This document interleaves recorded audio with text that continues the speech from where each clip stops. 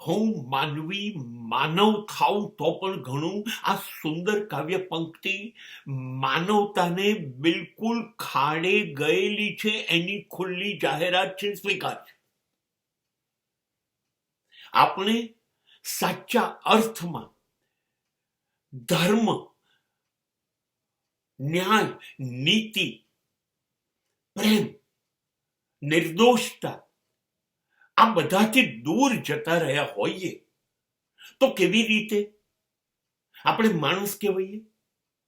આપણે માત્ર લોભી છે, લાલચી છીએ, આપણે સ્વાર્થી છીએ, આપણે લુચ્ચા છીએ, આપણે માત્ર બુદ્ધિ કે છે એમ દોડ્યા કરીએ છીએ. આપણી અંદરથી તમામ લાગણીઓ મરી ગઈ છે.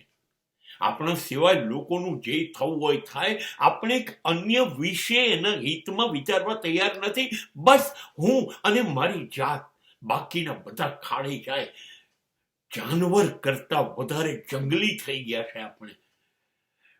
ખબર નથી પડતી કે આપણી અંદર આટલી જંગલિયત આવી કેવી રીતે ગઈ છે. અને આ બધું જ્યારે જોયું ત્યારે આપણે આને કેવી રીતે કહેવાય કે તમે ધર્મના રસ્તે છો, ન્યાયના, નીતિના રસ્તે છો? નહીં.